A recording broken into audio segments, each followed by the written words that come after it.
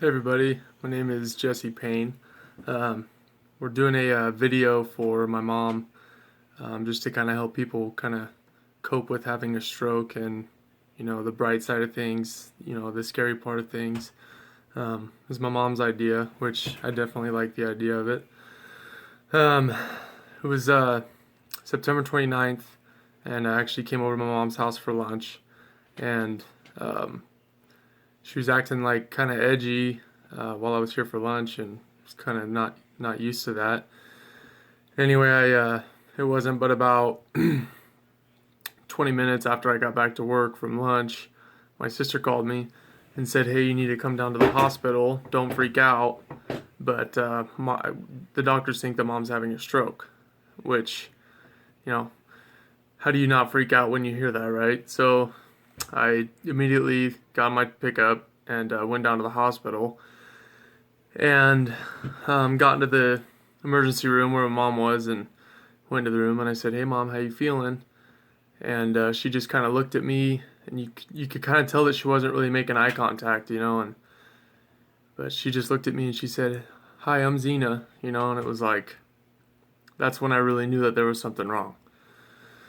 So um, doctors, when they first got her there, obviously they started the tests and stuff, and doctor came in, pulled me and my sister out of the room, and he said, "So your mom is definitely having a stroke. There's a couple different options that we can take. It's kind of up to you guys what you want to do."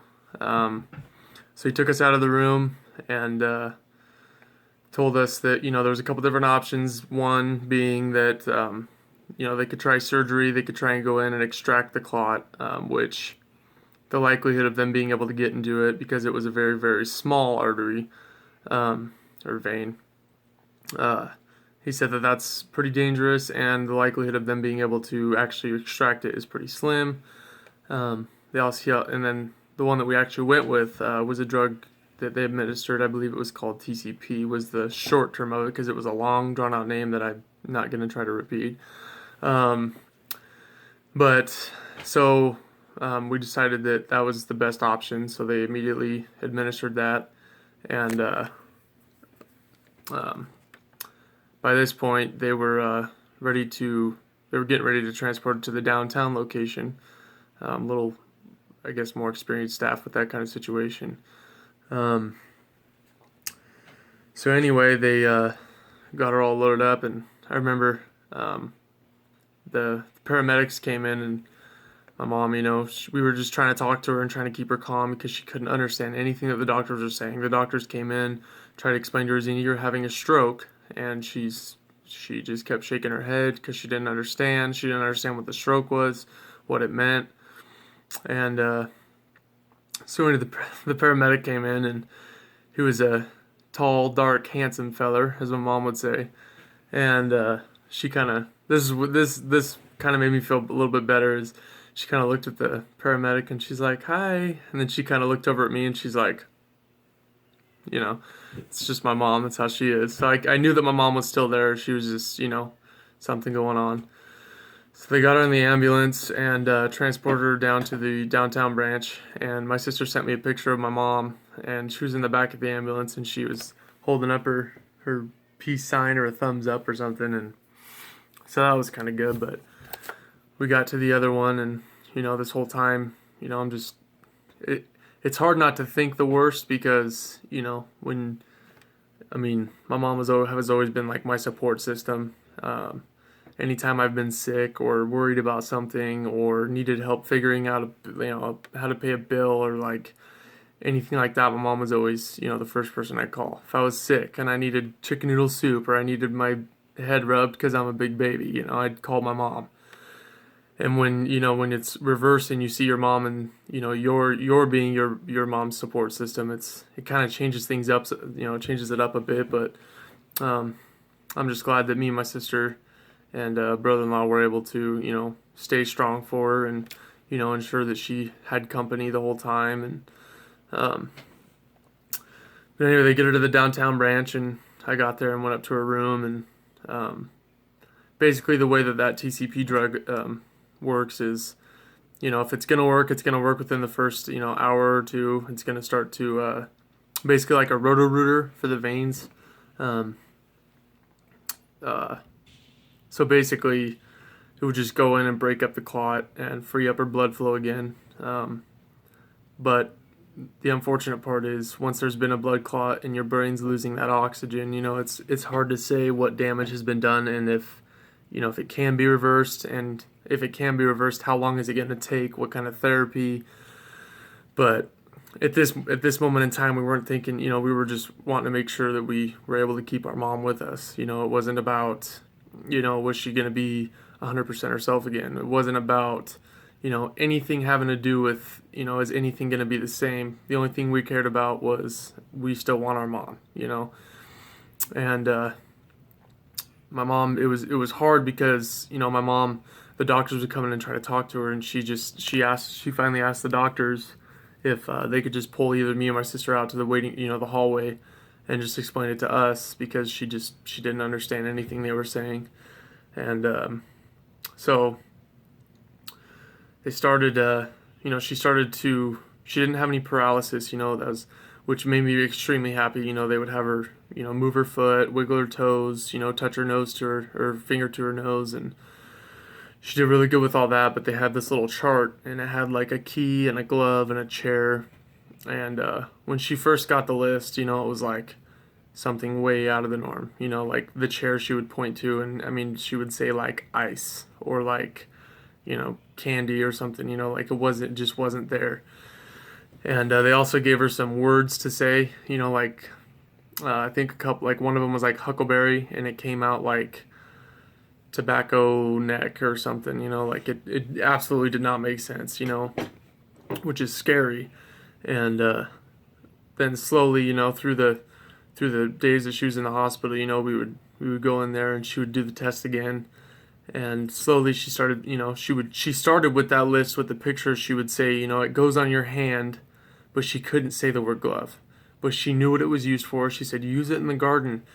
And they're like, yeah, but what's it called, And slowly but surely, she started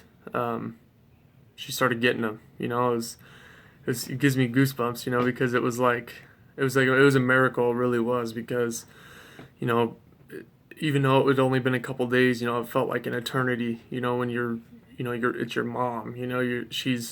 She's not herself, and there's nothing that you can do to help her. It's all a matter of time. When you have a stroke, it's not, don't feel like, you could have done something different. Don't feel like, and as far as helping the stroke victim, don't feel like, that it's something that, you need to figure out what to do to make it better, because it's really not. It's how is your body going to heal itself? It's basically, it's a self-recovery, and it takes time. And, at first, like I said, me and my sister didn't care about anything but getting our mom. We didn't, that was the biggest thing.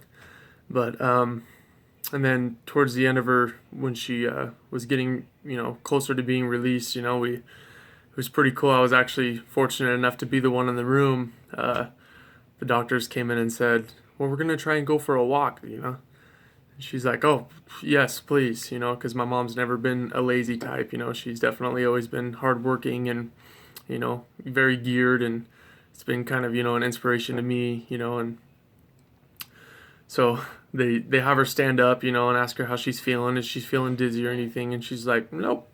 And here's the thing, I mean, even if she was feeling dizzy, I don't think she would have said, because she knows that she's like getting ready to go around for a walk, so like why wouldn't she lie, right? But they dropped a pen, and they said, can you bend over and pick that pen up for us? And I mean, she like, fat kid on a cake, she was like, whoo! She bent right down, picked it up, it was done, over with, and they're like, okay, let's try go for a walk. So we started to go for a walk, and they were actually having like a lesson in on that floor of the intensive care unit where she was staying, and there were some college students, and they were learning, and it was pretty funny because we went around the emergency room, or the NICU once, and or NICU or ICU, whatever you want to call it. we went out at once, and we had to like break up through this like group of students and stuff, and it was pretty funny because my mom's just like in her robe, and like her butt cheeks are like trying to peek through the little crack in the back, but I guess they're just all used to it. Me, I'm like, oh god, trying not to make eye contact with it. But anyway, we get back to the room, and they're like, oh, your room's over here, and my mom's like, yeah, and they're like, well, oh, are you not done? She's like, no. She's like, in fact, I just want to walk right out of this place and go see my dog. So that was good. That's kind of when I started seeing the turning point of her, starting to improve, and I was pretty excited about it. But then they moved her when I found out that they were moving her from the intensive care unit like to an actual room.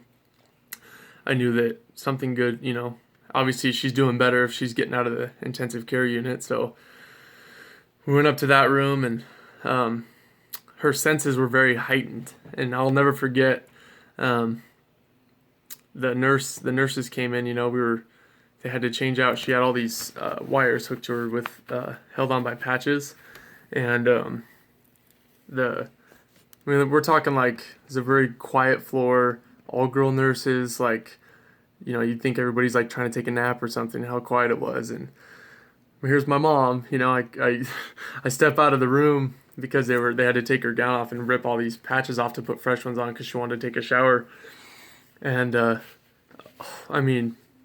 ear piercing screams. Ow, God, yeah, and it was like, oh boy.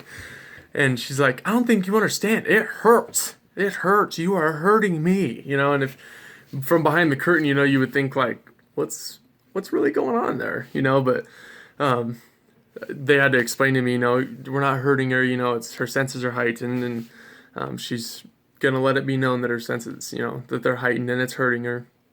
But then I found out that she was being released and she was able to go back home, and it was like, oh man, this is crazy. And so me and my brother-in-law, and we immediately went and jumped in my pickup and went over to, because the doctors told us that somebody was gonna have to live with her to keep an eye on her and stuff, make sure she was gonna be okay and on her own. So we immediately went, and we decided that my sister was gonna move him and my sister were gonna move back in with her, and so we went and started packing up their stuff and doing a couple trips, and then going back to the hospital, checking on my mom. And it was exciting because it was like, obviously if they're releasing her from the hospital, she's got to be doing good, right? So we go back, and it was everything I could do to make sure my mom was pampered. If she wanted anything, I was on it. And if she was cold, I was down the hall. Hey, we need to heat a blanket, like stat. I'll go get it. Where's it at? But they came in, and when you're waiting, it's like, it feels like a year. You're like, they just told us they were going to be right back with discharge papers, and it seemed like it had been, I was starting to grow gray hairs and stuff. But they finally brought the discharge papers, and it was like, okay, awesome. And we went to Sonic was the first thing we did, and we all got like these yummy smoothies. But my mom wanted a Diet Dr. Pepper. She had to have her Diet Dr. Pepper. She was craving Dr. Pepper, which is weird because she never really liked, she had a Dr. Pepper every once in a while, but it was like, I need a Dr. Pepper with lots of ice. Diet Dr. Pepper. So we had some time to kill before we had to go across the street, and she had to get a heart monitor that she had to keep on for a month. But got home, went and got a heart monitor, and then when we finally got home, and it was like, it was awesome. It was like the family's together, mom's home, and since then, it's been miraculous. It really has been a miracle that, how much she's improved, and it's just crazy to see, you go from getting that phone call saying, I think mom's having a stroke, to your mom calling you saying, hey, I got you a prize, I'm coming over to give it to you, But I just, my mom's whole, her whole goal of this video is to let people know that, you're not the only one. There's other people out there who've gone just, through exactly what you're going through. And she just wants everybody to know that, even though you think that, the worst is going to happen, there's hope. There really is. And, my sister, my mom and I, and my brother-in-law, and we're all living proof that, it's truly, it's, you have to, it's a time thing. It's, don't expect, as soon as they get out of the hospital, or as soon as they administer that drug, don't expect that it's going to be like boom, 180, oh, they're back to normal, because unfortunately that's not how it goes. But I feel like since my mom's been home, it's more exciting every time I'm over, because it's like you see these little improvements, and it's like, oh, that's so awesome, like these little improvements, like her trying to call me a girl, it's like, mom, pretty sure I'm a guy, unless I don't know if there's something I'm not learning about myself or something, but I hope that I know what a guy is by now, and I feel like I am one, so you kind of, you want to drop humor into it so she doesn't feel bad, but um yeah, it's definitely it's been a long journey, it's been a long road, but I have to say, it's the biggest thing is I still have my mom. My sister still has her mom, and my niece still has her grandma, and so if you're ever feeling, if this happens to you and you're ever feeling like, oh my gosh, it's, what am I gonna do? Just say your prayers, and just you just pray for the best. But do know that there is hope, and as long as you know there's nothing else you can do once they're in the hospital and once they're being treated, that's it. Don't keep trying to like find better ways. Don't think that there's another way to take, let them do their job. Those people at the hospitals, they go to school, they know what they're doing. That's why they work there. That's why if we have an emergency like this, the first people we call is 911. And but just know that, it's there is hope, there is light at the end of the tunnel. So thank you.